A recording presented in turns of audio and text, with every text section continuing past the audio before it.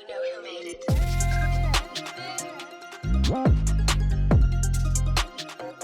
Hello and welcome to the See Me Be Me podcast. Today we are joined by Qamar Khan, who works with clean power hydrogen technologies. Welcome to the podcast, Qamar. Thank you very much, and thank you for having me, guys. So tell me, clean power hydrogen technologies, What is it and what does it involve? Okay, so clean power hydrogen is basically an electrolyzer manufacturer. So we manufacture electrolysis for the hydrogen economy. Electrolysis, if you remember back at school, was literally pouring 2 metal rods in some salty water, you produce gas dust. That's at a science experiment level. We basically manufacture that at industrial scale, in a nutshell. And so how did you, take me back to the beginning, your background. Yeah. How did you get involved with what I believe is the hydrogen revolution? How far do you want to go back to the 1960s, or shall we stay from here? No. I'm not that old, by the way, guys. Thing is that, so actually I joined the hydrogen revolution about 3.5 years ago. And the company that I'm working for was actually one of my customers. And I got on really well with the founder of the business. He's fantastic. I'll give him a shout out, Dr. Nigel Williamson. What a humble, fantastic engineer, right? And when I spoke to him, I just saw this kind of, this real enthusiasm, this real genuine interest and a real passion for what he was doing. And at that time, there was only about 3 or 4 people in the company. And I said to him, I'll never forget this. I said to him, Nigel, if you come up with any vacancies, please let me know. Did they let me know? No, they didn't. Because I was watching them on LinkedIn. I managed to see that a role came up and I applied for it. Okay, I had the interview for three interviews I ended up having, and got the job. So that's how I fell into it. It wasn't I was searching for it. It was because they were a customer. And I just got on really well with the founder of the business. So when I joined the business, I was number 6 within the business as well. So it was. So we've grown quite rapidly since. It's been a fantastic journey since then. And how long has the business been going? So they've been around since 2012, but they are. So it's like, put it this way, it's like a R&D business initially when I joined, and prior to that, and when I joined about a year later, they went to commercialization. So they started selling products. So I'll take credit for all that, obviously.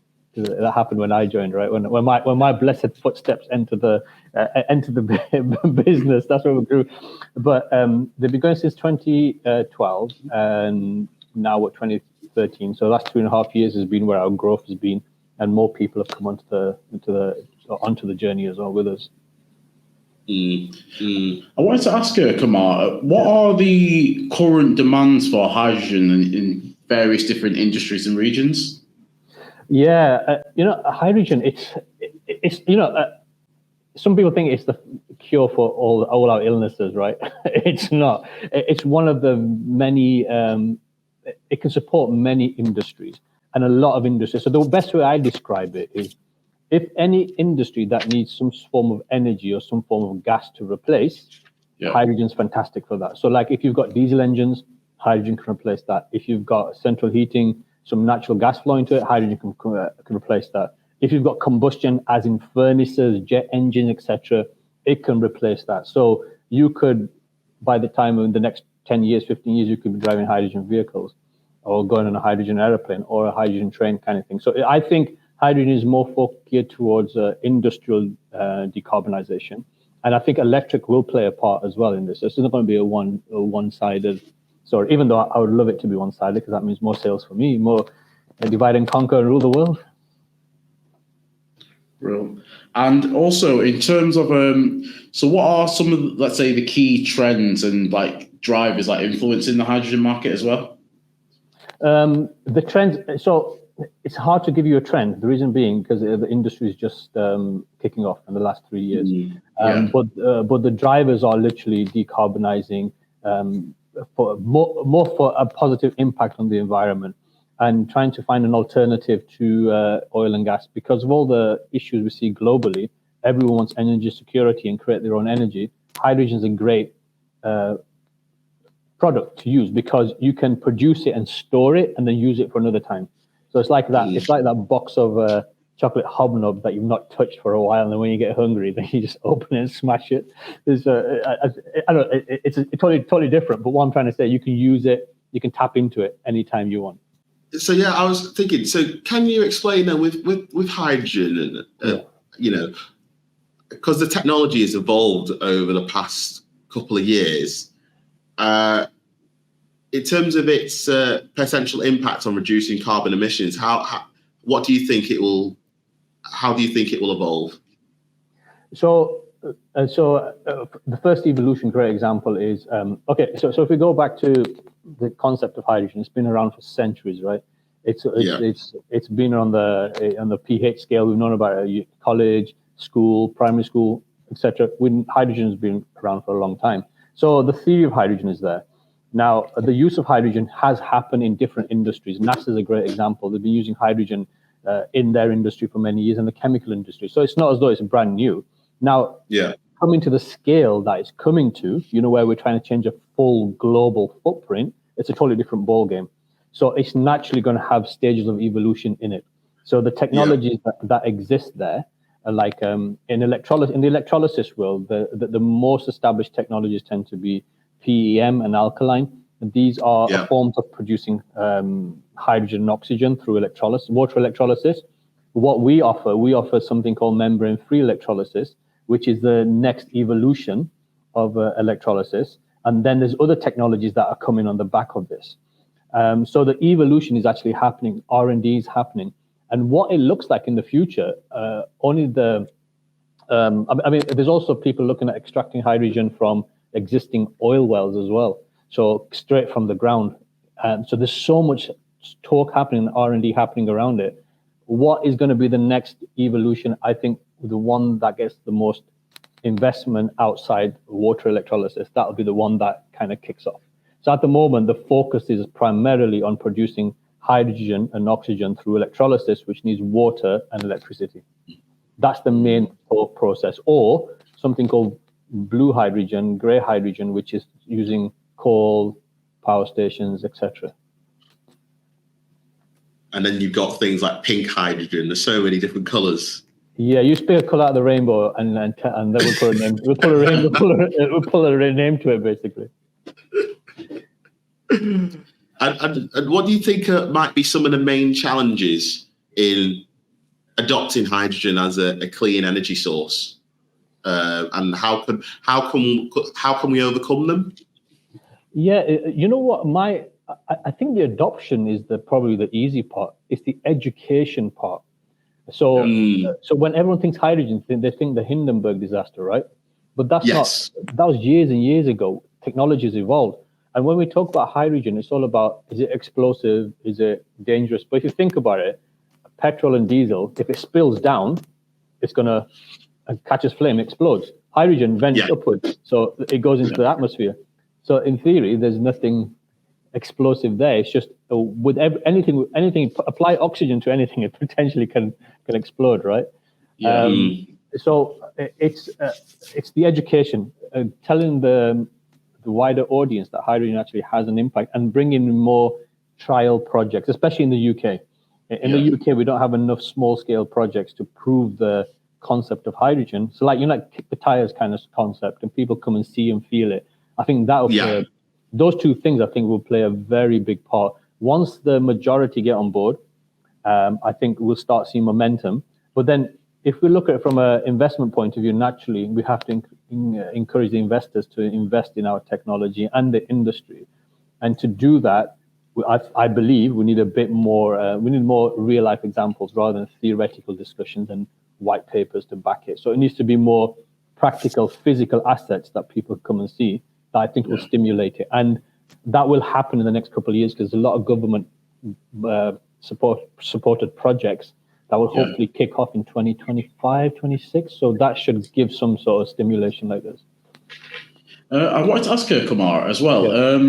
In terms of, I think we briefly just touched on it there in terms of highlighting the risk side of clean hydrogen. So what are the potential risks associated with implementing clean hydrogen projects, and how can they be mitigated? So if we look at it from a higher level, the higher level thing, it's a okay, let's focus on the UK. The whole UK infrastructure wants hydrogen. Now, that's a big change, right? If you think about it, that means our fueling stations, our utilities, our underground pipes, etc., need to be hydrogen ready, if that's the right word to use it. So the risk associated with hydrogen, in my opinion, I don't think there's a technology risk. I think it's more of a deployment risk. How long will it take before it gets deployed and we start using hydrogen? Because when I joined 3.5 years ago, there's a real buzz about it. Now reality's hit, so that curve's come down.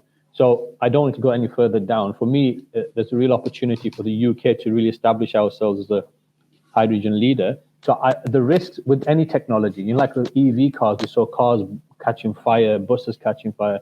There's going to be natural technology risk there. But I think that can be mitigated pretty quickly because there's a lot of understanding on some of the tech. It's just that it's not being used to this level, to this scale before. And that's where we're going to find out in the next few years what it looks like. So at the moment, I think there's more like deployment risk. In the future, I think we'll understand reality of technology, how it copes with such a large deployment. Yeah.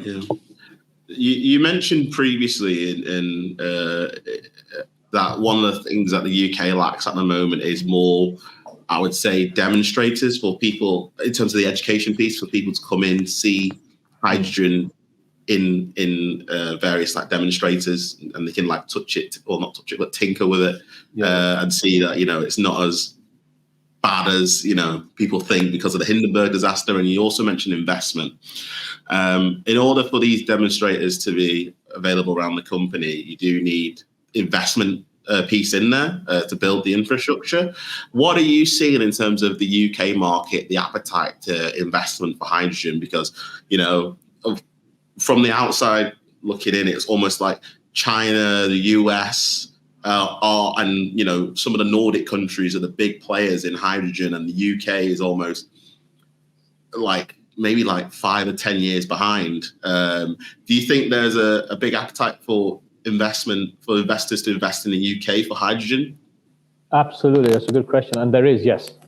So these are the discussions I have most of the time at the moment, is trying to sell our product, but also try to increase that interest. And the issue is that, so let's break it down. I think before I go into the issues, let's break it down. The government has given us money to tap into. And that's the reality. I think the government done a fantastic job. The government has got lots of rules and not rules and regulations. I would say more to do with processes in place that we can tap into, and legislation is starting. That's the word. Legislation is starting to come more and more into it, and we lead the way in that aspect. From a technology perspective, the UK leads the way. So export sales is never going to be a problem.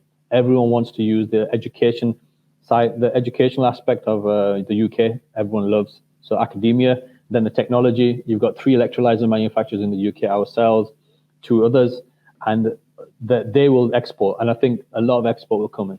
Now, the issue with the UK is that naturally, I think we've done this with a lot of technologies, is that we seem to put the legislation in place, the technology in place, but don't implement it quick enough.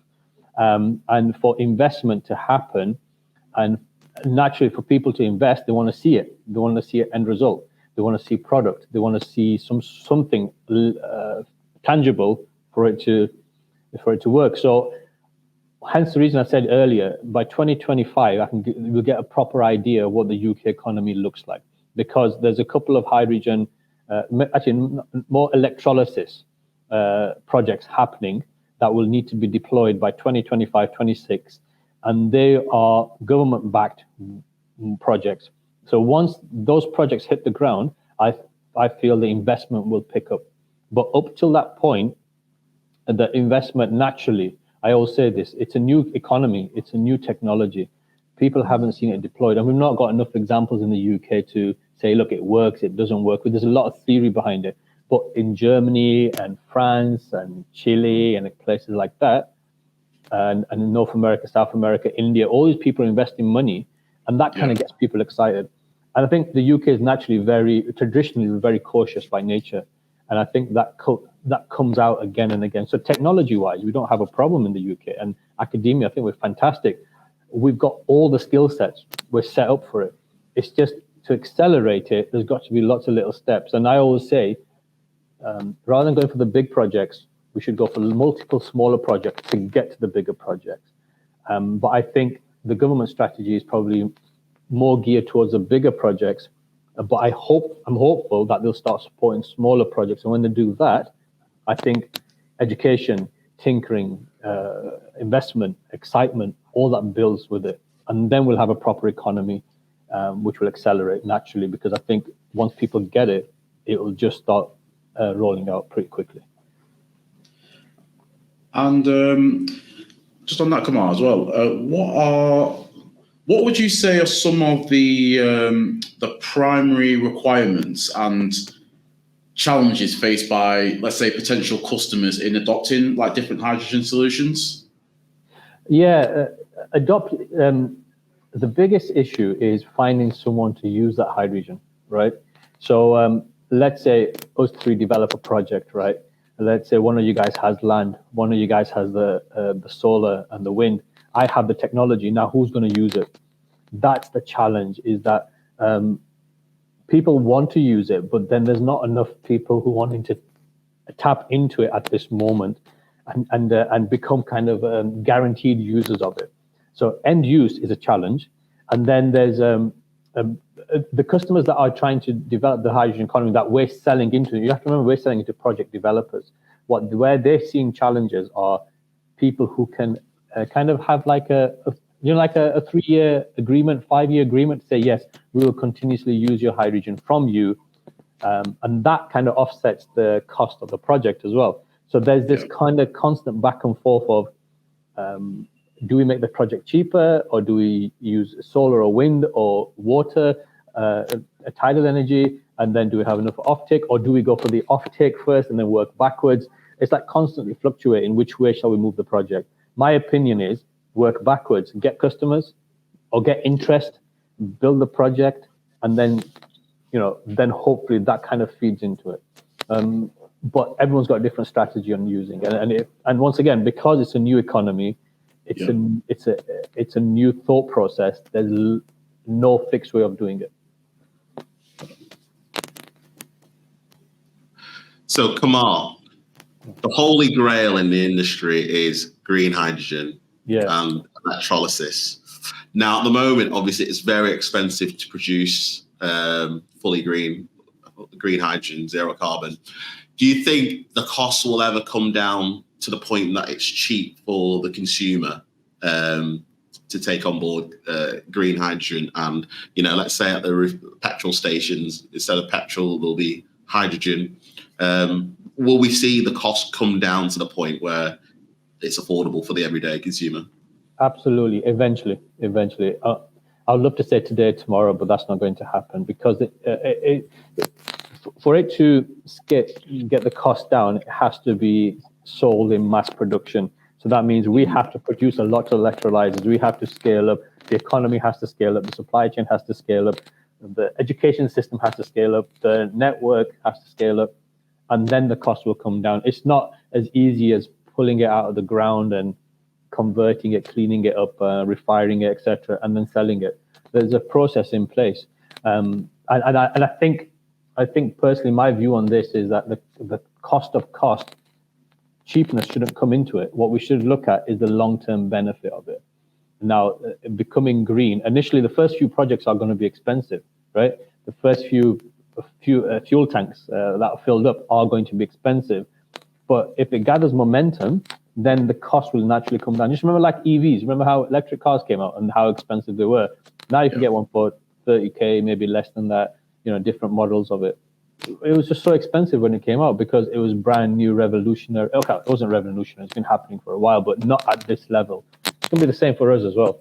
Once we get as in the economy kicks off, then yes, we'll bring the cost down. But at the moment, I think it's a conversation that is happening, but I don't think it should be, because we have to stimulate the economy, get the projects going, and then see the cost come down. But people are trying to get the cost down before the economy is like that. So it's the word chicken and egg gets used so much, man. I wonder if you guys know anything equivalent, like omelette and toast. I have no idea, but chicken and egg. I'm sick of using that word now.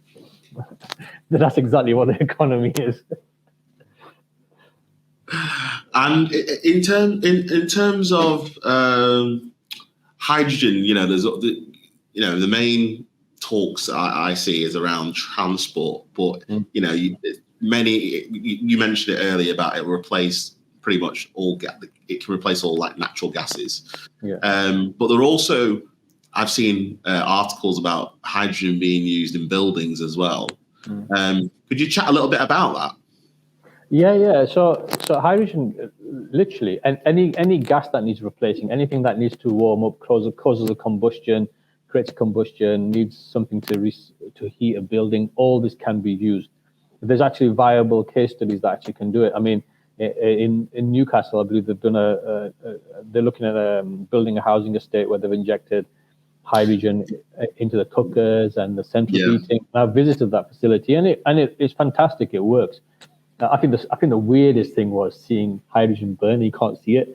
That was the thing. It's like when my cooking, you can't see it. I think that was the first time I actually saw it on a burner. I think it can work. I really do think. But it's once again, it comes back to which economy is going to kick off first. And the reason why the transportation kicks off first, because it's probably one of the lowest hanging fruits, because the automotive industry, there's two ways of doing it. You can build a fuel cell, which is basically a reverse of electrolysis, or you can just convert an engine and inject hydrogen into it. And some of the gas diesel generators that are out there, they actually can run on dual fuel. So that technology exists. So that's why it's a low-hanging fruit. That's why and also it's a good example to trial, because then people can see a hydrogen vehicle, but you can't see a hydrogen cooker unless you have a hydrogen cooker, right? So that visualization of it is very impactful. But it can roll out to every industry, and I think it will do. But it's just, once again, legislation, rules, safety, all these things come into it before it's going to deploy any further. I'd like to just follow on from Niall's question there, Qamar. How easily can, let's say, clean power hydrogen technology integrate with existing energy systems or current industrial processes? How easily can it integrate? Yeah, so we're part of the supply chain. So if you think of it as multiple Lego blocks, so you've got electricity, water coming in, which are two utilities controlled by the customer or the existing network. Then you've got electrolysis. Then you've got hydrogen compression, which basically is like a snowball effect where you have a little flake of snow and compress it and to make a bigger snowball. That's what compression is. That's the way I explain it. It's like hydrogen comes in, it gets compressed and stored. So you've got storage, compression, storage, and then refueling. So you've got 4 or 5 bits of the jigsaw there. And from that 4 or 5 pieces of jigsaw, the thing that's probably existing is, actually they're all existing, but then you have to integrate it into the current network. Now, the current network, because there is a lot of renewables out there, if you want to go green hydrogen, we need to connect it to renewables. That's the underlining statement. But if we go for just normal hydrogen, we can connect it into the network right now. Right? But the thing is that the capacity on the network, can it support electrolysis? And that's the key. So the network is quite constrained already, and it's quite pushed to its limits, because naturally there's a few power stations that have closed down. That's putting constraint on it. So hydrogen will get rid of the constraints in the future, but at the moment, what it's looking like is, and all the government projects actually will be running off the network. They won't be green hydrogen. That's the truth of it. But green hydrogen will be the future. That's what we want to get to. So yeah, we can integrate into the current network. We can inject into the current pipelines. But that's not going to happen until legislation and testing's been done on the network side. But we can tap into the main supply if we need to demonstrate these electrolysis projects. Ideal scenario is green hydrogen for solar, wind, or tidal energy, and that's how we get decarbonization as a pure green kind of certificate to it. So just finally, just mention that point. So green hydrogen will be used for wind, solar, and energy. Yeah. So wind, solar, and tidal energy will be your kind of input into electrolysis to give you green hydrogen. But if it's not connected to that, then it's not really green, but it's still producing hydrogen, if you get what I mean. Yeah. And I just wanted to briefly just bring it back to yourself, Qamar. What is some of the most what is the most exciting project that you've worked on over the last year? You know what's been the most exciting thing? So I'm 43 now, right? And this is the first time I've worked for a small company. And actually, no, I work for let me rephrase that. I work for a few small companies. This is the first time I've worked for a startup, I would say. And the whole journey has been fantastic. You know what? That's why I've lost my hair, because I've had so many hats on at once, right? I had to keep changing them. But I've learned so much in every year I've worked with this company, and I've gone from doing all kind of roles. Well, right now, doing this podcast, I never would have thought I'd be involved in this kind of stuff 5-6 years ago, because the evolution of myself from my last job to this job has been such a fantastic journey that I think there's no one specific project. The whole 3.5 years has been a fantastic project for me. And once we get more of our technology installed, that's just, I think, a result of all the time and effort, energy I've put in the last 3 years. So my most enjoyable project has literally been the last 3 years. And it's been fantastic, what I've learned and what I've gone through to get to where I am. Now, in terms of your role, what would you say has been, in terms of your skills and development, what have you learned the most, let's say, in the last 3 years? How to waffle professionally, how to bumble my way through conversations. What I've learned is, so if I take a step back, I was a sales engineer in my last role. Prior to that, I was an engineer who was just desk-bound or on-site commissioning, installing, etc.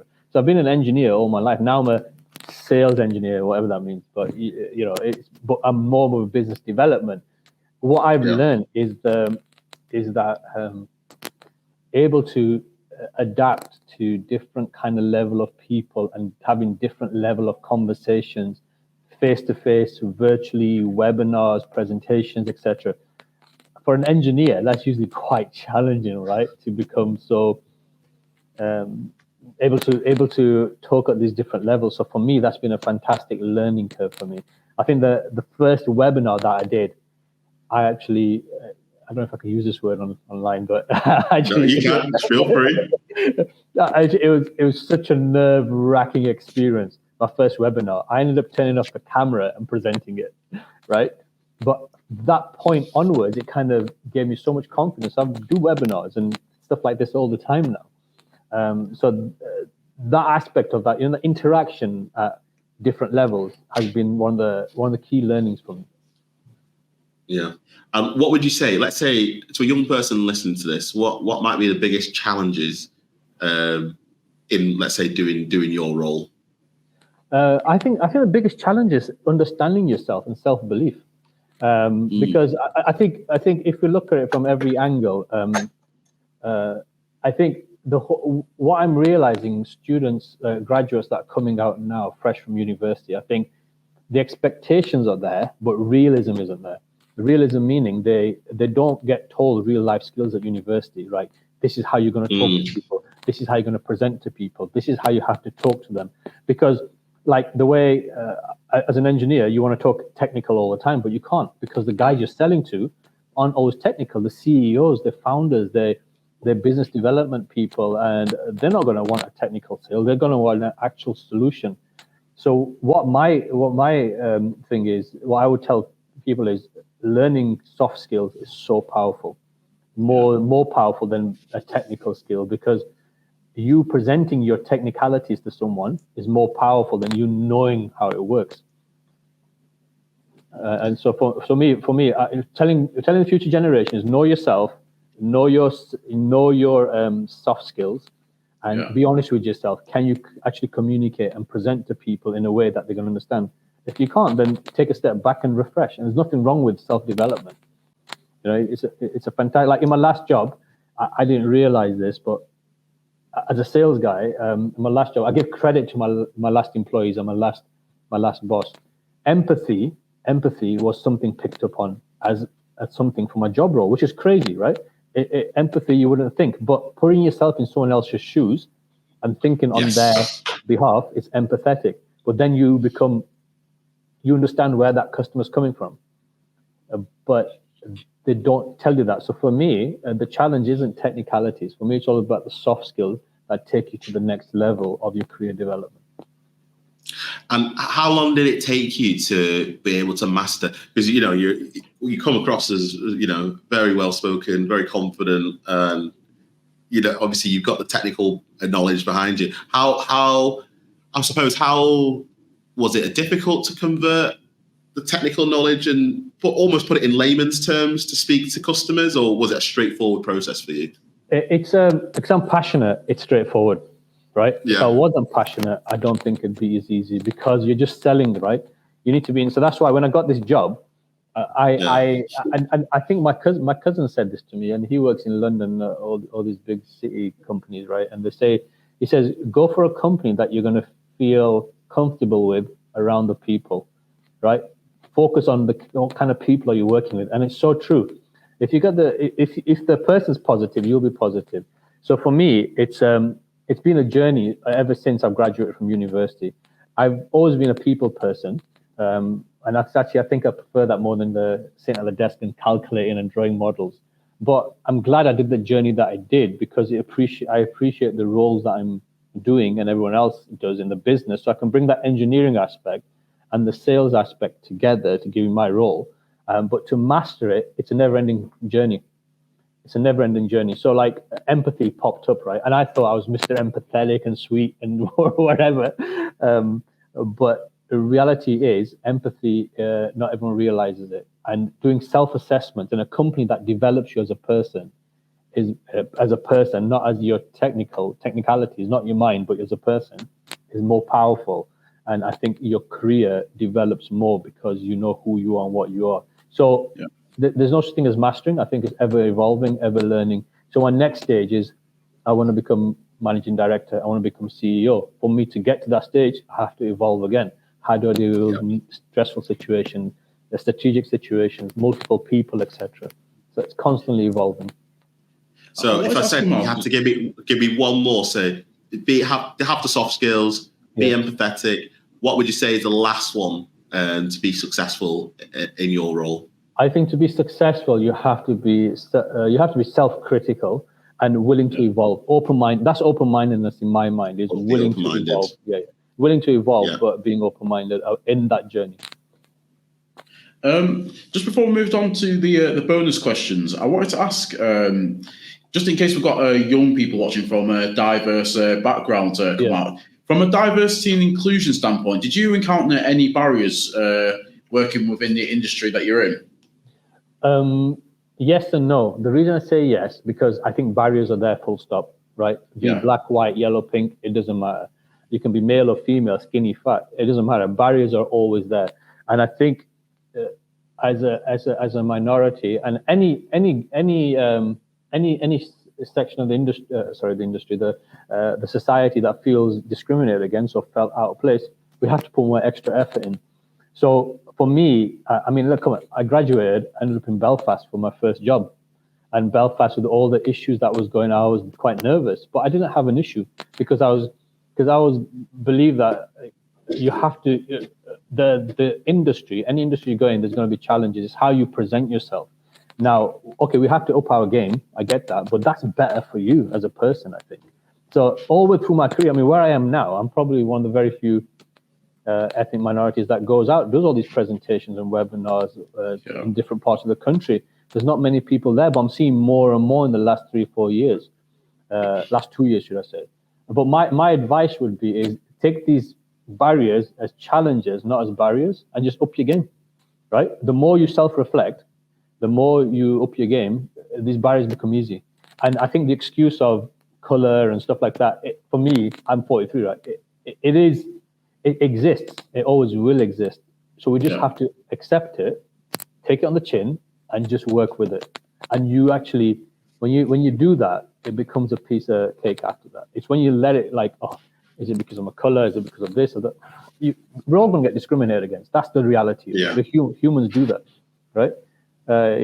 Be black, white, yellow, whatever, it doesn't matter. Discrimination will exist in different forms, visible, hidden. So for me, it's just part of the parcel of journey of work. And if you really want to get to the highest levels, you have to you have to roll with the punches, basically. Yeah, absolutely. I would absolutely echo that. So now, come on, we're going to head to the bonus part of the podcast. No, this scares me. This scares me with your guys smiling. Both of you smiling at the same time. 3 fun questions. 2 of them will be hydrogen related. Okay. And then 1 of them will be not hydrogen related, but it's a nice and interesting one. So first question I'd ask is that, if you could design your own dream vehicle powered entirely by hydrogen, whether it's green, pink, brown, whatever, what unique features would it have? So could it fly? Could it drive or hover? What unique features would your dream vehicle have? Okay. It actually, I love pop-up lights, right? Pop-up lights have gone out of trend. I would love to see a hydrogen car. I don't know if you guys remember the MR2 with the pop-up lights, right? The T-bar one. If you have a look at it, MR2, 1990 model, something like that. Pop-up, fantastic. I think they need to come back in. I'd definitely go for that. And then I'd probably have, rather than having 2 exhausts, I'd probably have 6 exhausts on the back, I think, just to make it sound. I think it's like EV cars, they make no sound, right? If hydrogen cars make no sound, you need to make it look fast, right? So I think I'd go for the aesthetics, but pop-up lights definitely, I think. It's just the whole thing. I grew up in that generation of cars, and the pop-up light. There's loads of cars actually that had pop-up lights at that time, and it seems to have gone out of trend. Hopefully someone will bring it back, and I think it's so cool. Oh, actually, I think I know what you're on about. Like, yeah. So, from the hood, absolutely, yeah, like that. Yeah. Oh, they were cool, actually. Yeah. Yeah, I think they'd be. You see them on a lot of the sports cars in the films. Have you seen the old Knight Rider? Yeah. Yeah, the pop-up lights, right? That's it. Oh yes, yeah. They were quite cool, actually. They do need to bring those back. I think that'd be on my hydrogen car, definitely. Now the next one is right. You built a time machine, and it's powered using hydrogen. Yeah. And you set in the dial settings. You're going to be transported back in time. What period are you traveling back to? Oh, that's a good one, actually. So I think there are 2 periods I'd love to go into. I think one, when the Ottoman Empire started, and also when the Mongols were around. Reason being, I'd love to get into the head of how Genghis was thinking at that time. And then the Ottoman Empire, because it's quite one of the longest reigning ones, right, about 600 years or so. Just love to see where because we read about it, where it started from, actually being there to see where it started from. And then also the Mongol Empire, because obviously we know how far they got, but through destruction, right, more than anything. To understand where that guy actually came from and how his life was, to make him such a destructive person, if that's the right word. So those two eras would be really, because they're polar opposites, but create the same kind of dynasty in the sense huge lands are covered. So those 2 areas I would love to go. I don't know if I can do it twice. Does my time machine go back to 2 places or just one? Hey, you can go back to 2 places if you want. This isn't actually part of the bonus questions, but my only thing is, how would you explain hydrogen to Genghis Khan before he boils you alive for being like a wizard and that magic? It's like voodoo. Like, how the hell did you get here? How would you explain it? The way I would explain it, I would have to probably do some sort of tribal dance around the rain, around the fire, right? I'm imagining myself in like a tribal outfit with a spear in my hand and just chanting hydrogen, right, around a fire. I don't know if that's the thing. And then I'll put a big pot on the fire, start boiling the water, and then saying, "This is what hydrogen looks like." But then catch the rain first. Put the fire. So the fire would be electricity. The rain would be the water, and the boiling of the water would be hydrogen and oxygen. And then I'd scoop it up in a glass and show it bubbling. That'd be the storage, and the compression would be throwing it somewhere. Or sorry, that'd be the refueling. And then you can take him in the time machine to the Ottoman Empire. And then see the real wars begin. Yeah, exactly. Yeah. And finally, Qamar, leading on to people from history or even people today. Yeah. If you could throw a dinner party this weekend and you can invite anybody from the past or present, four people, who would you invite to that dinner party?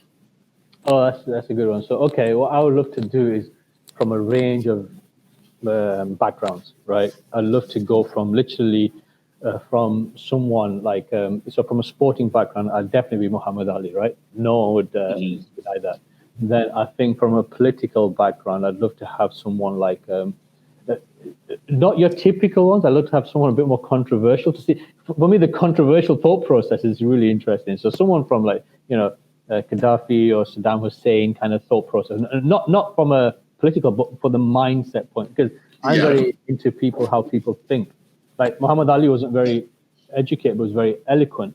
Whereas you get these colonels and these military leaders, they're very strategic. But then what makes them become like they become? And then I'd probably go for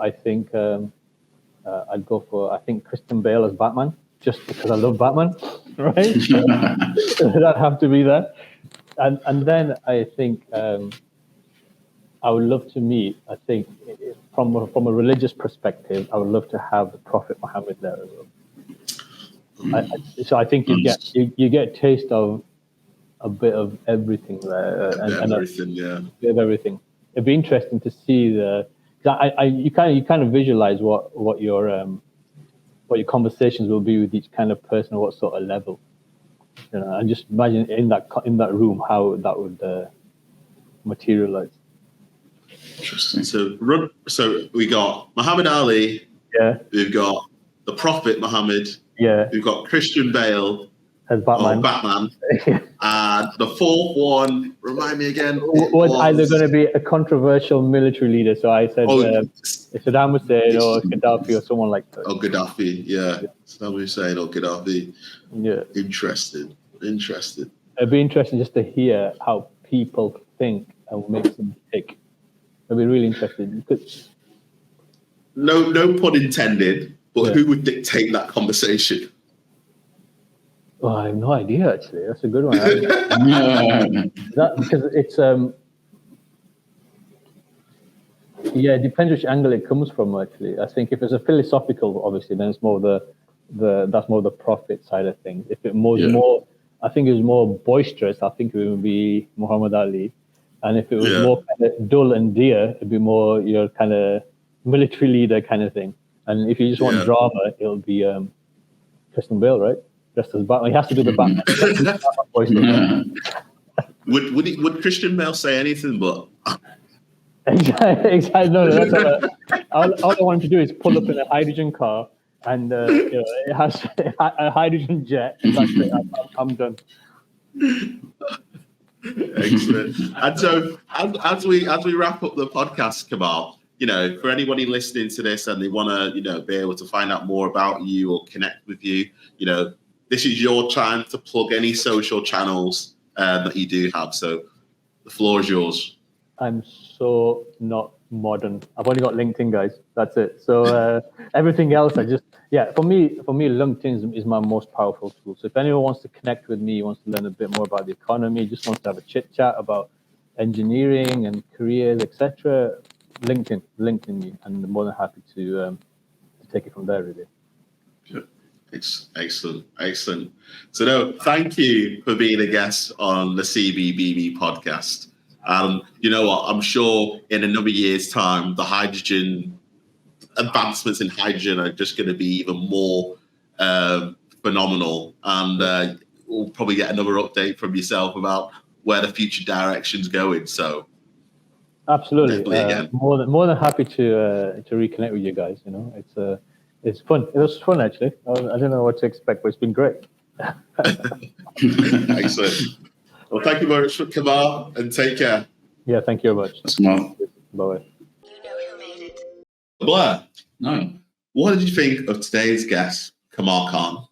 Well, we had a great chat with Qamar today, just on the essentially the concept of like clean hydrogen, and how really as a concept hydrogen has just been around for centuries, but we're always just picking up like new and interesting facts about hydrogen and how it can be implemented into our current processes. And it's just interesting finding out it's just similar to our conversation with like Amma, just like different like concepts of hydrogen and how they can be implemented. And what I also just found interesting, and I believe it's what you were asking them as well, and like the cost of hydrogen itself, is that in terms of production, and how it'll take some time, but we can scale up and it can be cheaper over a period of time. And also, he briefly touched on his experience working with some of the students in like universities, and in terms of students like believing in yourself, and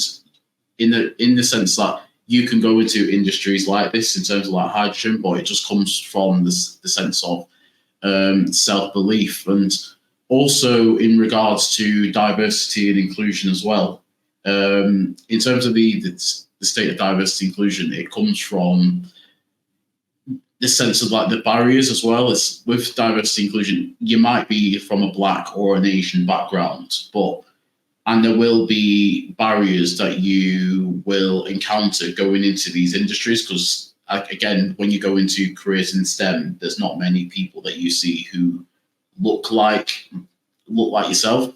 But at the end of the day, it's like with anything, you need to you'll come across these barriers, but you'll need to put more than 100% in to get those barriers, and it should motivate you more to want to go into these industries. And I just found it really inspiring.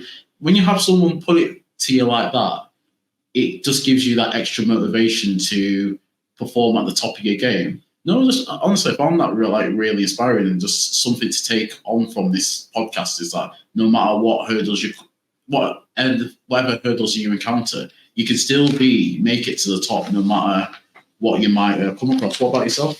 I mean, you pretty much encapsulated everything, really. So yeah, it was quite interesting just to talk about a bit more about the industry. You know, the whole thing around electrolysis. Green hydrogen is the holy grail of where we want to get to. Probably still a bit of a long way from green hydrogen being the main form, and for it to be at a point where it's cost effective, not only to produce but to deploy into the consumer's hands. You did say we'll have potentially might have a clearer idea in 2025. I believe. Yeah, so by 2025 we might have a more clearer idea of where we're at in terms of green hydrogen. So that was quite interesting, and just in terms of his role as well. Being an engineer and having a master's in computer and control systems engineering, but has now over time developed his skills so that he's now working within the sales environment of engineering, and the whole thing around developing the soft skills, being empathetic and understanding and being self-critical, and knowing you can be anything that you want to be, just have the mindset. I thought that was really, really quite good in terms of anybody listening to this podcast who was really taken aback and wants to become an engineer and work within this new field and development of hydrogen. I thought that was really, really good. So if you've enjoyed today's episode of the See Me Be Me podcast, make sure to like, comment and subscribe. We are on the following platforms. We're on Facebook, LinkedIn and YouTube at The Blair Project, and we're on Twitter, Instagram and TikTok at Get Me Motoring. That's all we've got time for today, and see you again on another See Me, Be Me podcast. Thanks for listening, everyone. Take care. Bye-bye.